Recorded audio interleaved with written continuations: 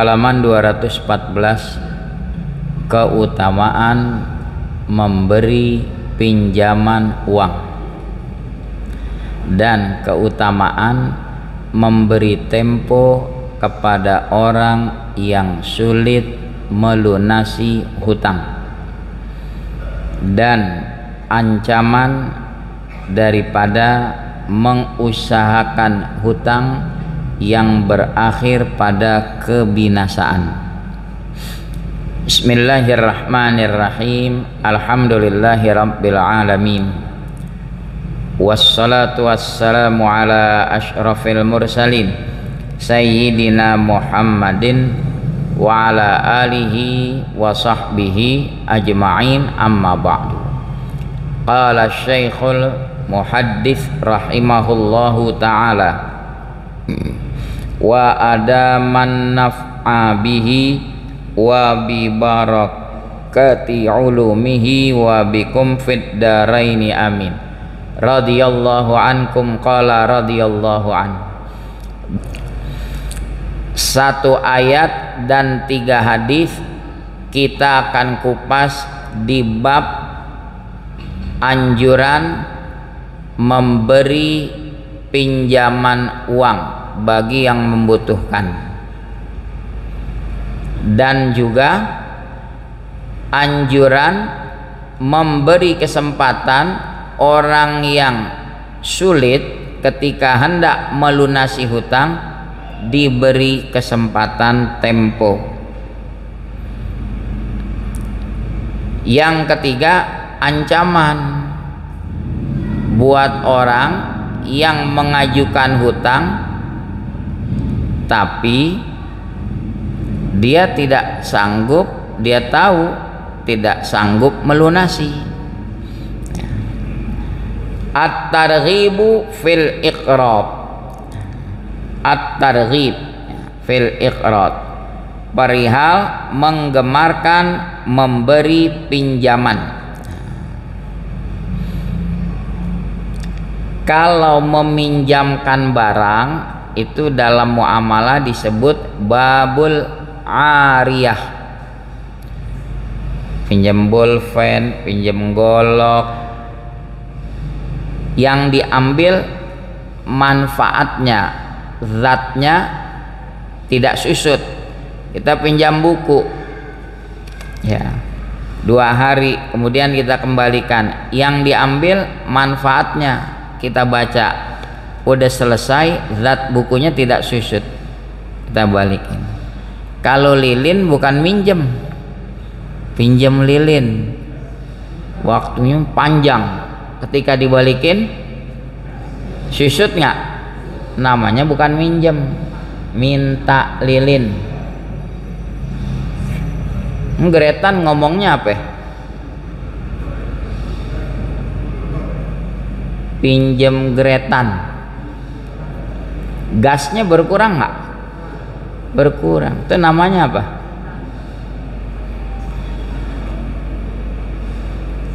Kalau meminjamkan uang lebih spesifik, aqrada yuqridu iqradan. Nah, itu kosakata bahasa Arab.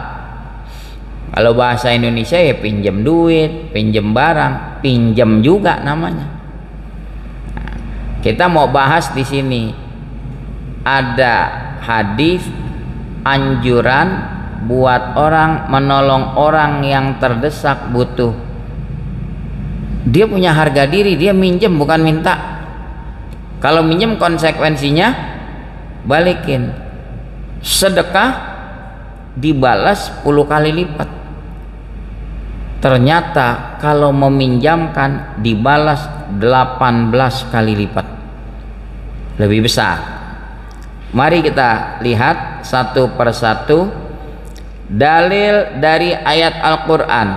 Qala Allahu Ta'ala, berfirman Allah Ta'ala di surah Al-Baqarah 280, wa in kana dzu usratin, andai kata ada orang yang kesusahan, usrah dengan ain, fa inna ma'al usri yusra, usrah. Kalau memang ada orang yang sulit, dia punya etikat baik, mau melunasi hutang, tapi bulan ini dia terhambat, Pak, mohon kebijakannya untuk bulan ini dikasih tempo. Al-Quran menganjurkan fanadhiratun, nadhirah maknanya intizar, tunggu, ila maisarah, kepada masa yang mudah buat dia melunasi. Harusnya jatuh tempo tanggal 27, Pak, nanti awal bulan ya. Oh iya, betul, awal bulan dia lunasi. Itu ayatnya, wa in kana dzu usratin, usra, kan ada kalanya dia angsuran melunasi pinjaman kesekian. Pada angsuran kesekian dia minta kebijakan untuk jatuh temponya diberi kesempatan. Fanadhiratun, kata Al-Quran, kasih dia tempo ila maisarah. Ada yang lebih baik lagi, ya, dia udah sisa hutangnya tinggal 200.000, ya, wa antasaddaku khairul lakum, asalnya wa antatasaddaku, ya, tak yang H1 dibuang, wa antasaddaku, bahwa kau sedekahkan itu lebih baik. Pak Haji, maaf, masih nyisa nih 200 lagi, ya, kasih saya kesempatan. Kata yang punya duit, udah cincai, yang 200 selesai. Itu namanya dia bersedekah. Hak dia 200 ada pada orang yang meminjam. Udah, ana sedekain main di 200, dah selesai, sudah lunas. Wa antasaddaku khairul lakum in kuntum ta'lamun, kalau kamu mengetahuinya.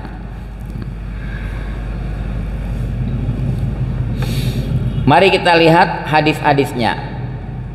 Wa an Abi Umamata Al-Bahili, dari Abi Umamah Al-Bahili radhiyallahu anhu, anin Nabi sallallahu alaihi wasallam qala, dari Nabi sallallahu alaihi wasallam bersabda, dakhaltul jannata, aku masuk ke surga.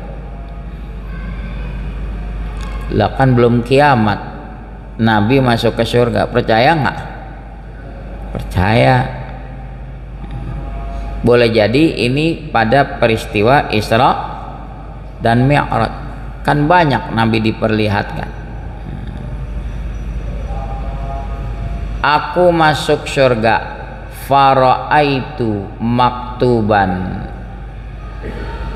aku melihat, ini maktuban ay syai'an maktuban, aku melihat ada sesuatu yang tertulis, ala babiha, di atas pintu surga ada sebuah tulisan terpampang di pintu surga. Ini namanya bisyarah, berita gembira dari Nabi yang Nabi lihat di pintu surga terpampang tulisan. Apa tulisannya? As-sadaqatu bi'ashri amsalihha, sedekah itu dibalas 10 kali lipat. Sedekah 5.000 dibalas 10, jadi 50.000. Apalagi kalau melakukannya di bulan hurum, Dzulqa'dah, Dzulhijjah, Muharram, Rajab, itu tambah dilipat gandakan lagi. Apalagi melakukannya di tanah haram, Mekah. Satu kebaikan berbanding 100.000. Bayangkan, udah sedekahnya di bulan Hurum, di Mekah, wah tambah berlipat ganda lagi. Ada juga dilipat gandakan karena sasaran penerimanya. Memberi sedekah kepada orang sehat dilipat gandakan, memberi sedekah kepada orang sakit yang terdesak lebih berlipat ganda lagi. Memberi sedekah kepada kerabat tambah lagi berlipat gandanya karena ada unsur silaturahim.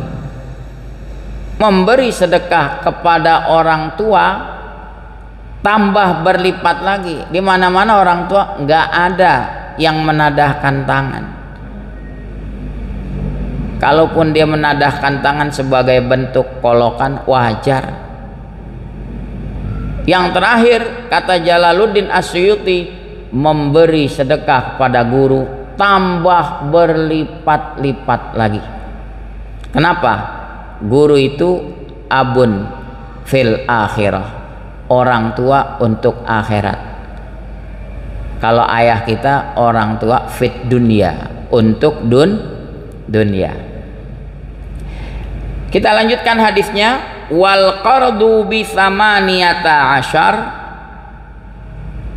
memberi pinjaman itu dilipat gandakan 18 kali. Hadis riwayat Tabrani dan Baihaqi.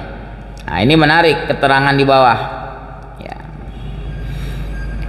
Wal hikmatu fi annal qarda bi tsamaniyata asyar. Apa hikmahnya kalau memberi pinjaman dibalas 18 kali? Kalau sedekah nggak ada kewajiban balikin, pure udah buat dia. Tapi kalau minjem ada kewajiban balikin. Kebaikan menolong itu diganjar.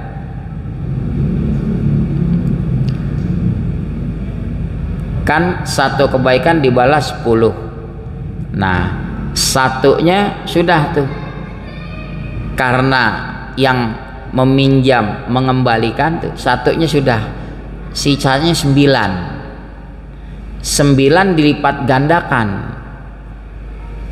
9 kali 2 jadi berapa? 18. Annal hasanata bi asyri amsaliha, satu kebaikan dibalas 10. Nah, hasanatun adlun, satu kebaikannya itu berupa keadilan. Iya dong, minjem 100.000 balikin 100.000, itu adlun, adil, selesai sudah. Ya, watis on fadlun, yang 9 itu anugerah. Ya. Walamma kanal muqridu yaridu ilaihi maluhu, ketika yang meminjamkan datang kepadanya hartanya, Pak, nih saya lunasin 100.000. Hartanya datang tuh sama pemilik. Saqata sahmul adli, gugurlah bagian keadilan, ma'ama yuqabiluhu, serta apa yang berbanding. Kan udah dipulangin 100.000-nya, gugur kewajiban yang minjem, selesai di situ.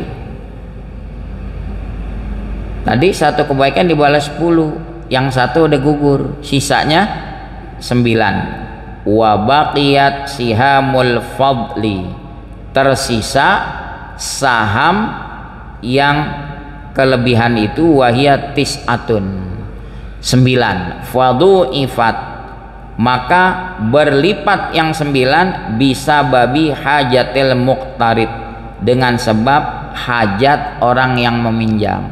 tuh 9-nya jadi berlipat 18 gara-gara dia nolong orang yang butuh, orang yang minjem tadi butuh.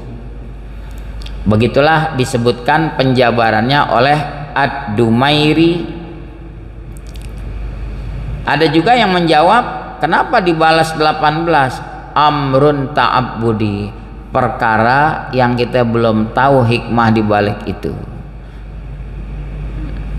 Jadi kesimpulannya, Nabi kasih kabar gembira bahwa Nabi melihat terpampang di pintu surga tulisan sedekah dilipat gandakan 10 kali lipat, kalau meminjamkan dilipat gandakan menjadi 18. Jadi di hadis ini fadlul qardi ala sadaqah, keutamaan meminjamkan atas sedekah.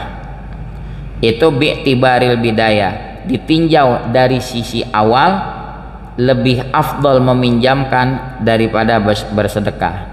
Bi'tibaril bidayah.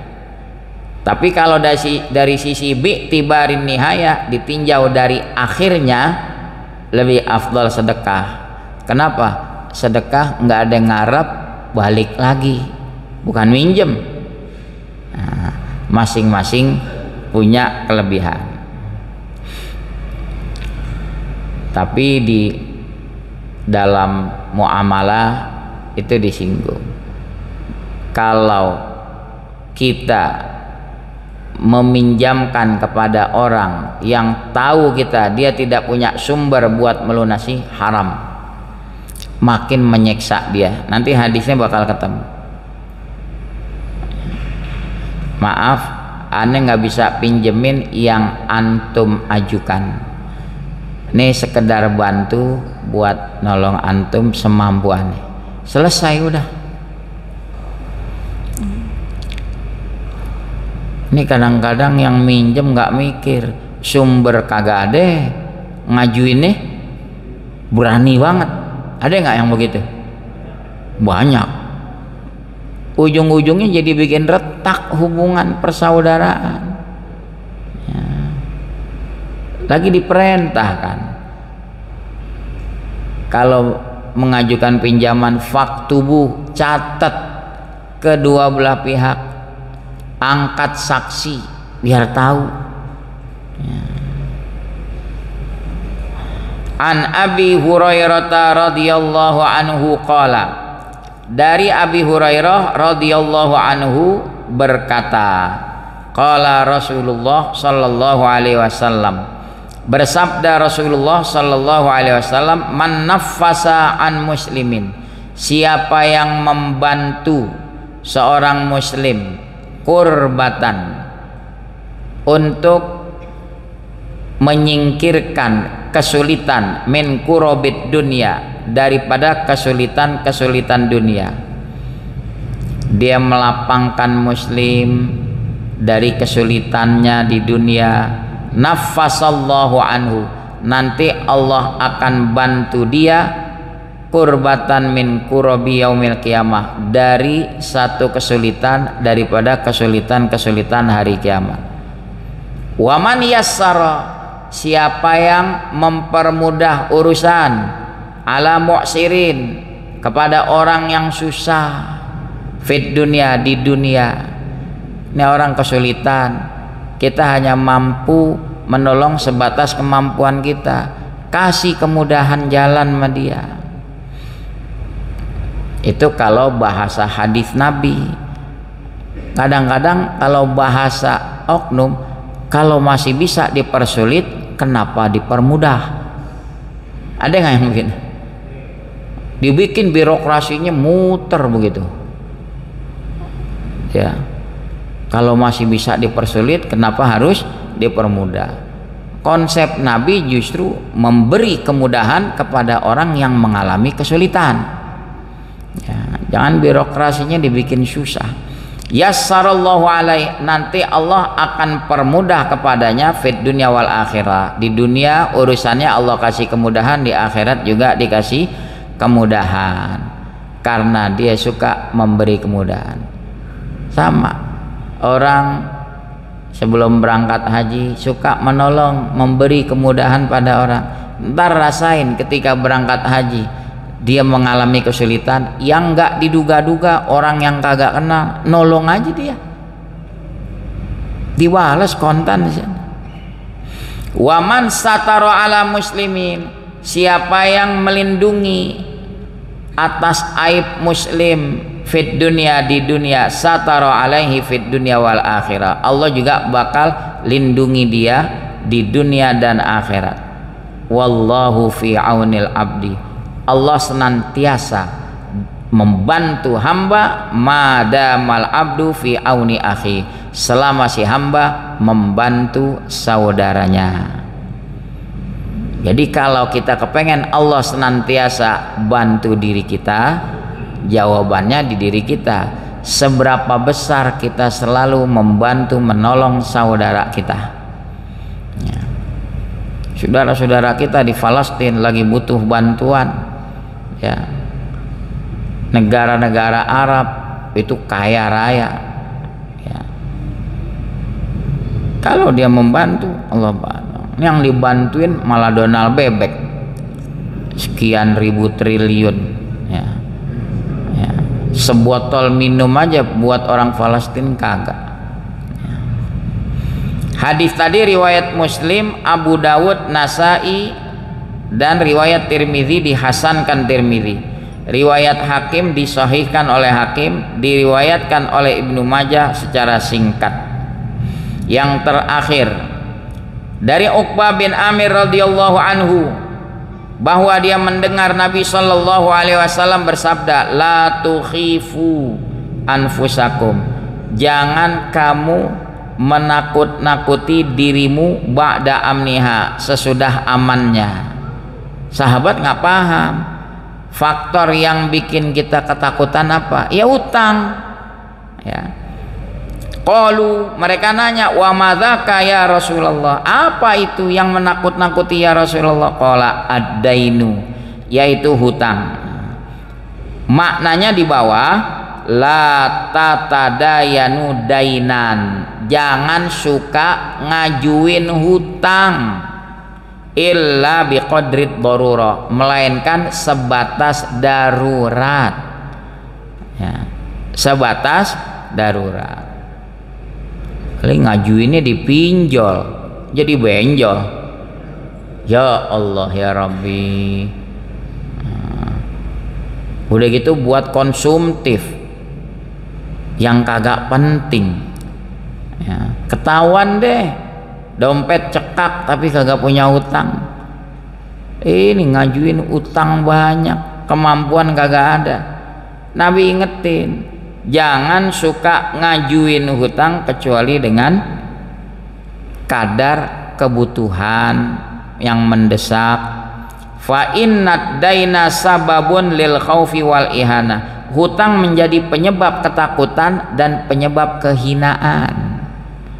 Lihat aja tuh, kalau udah dimaki-maki sama debt collector, aduh semua jeroannya dibuka. Kadang-kadang yang kagak ngutang keluarganya jadi kecipratan, bener nggak? Ini orang main maki-maki aja, siapa dia?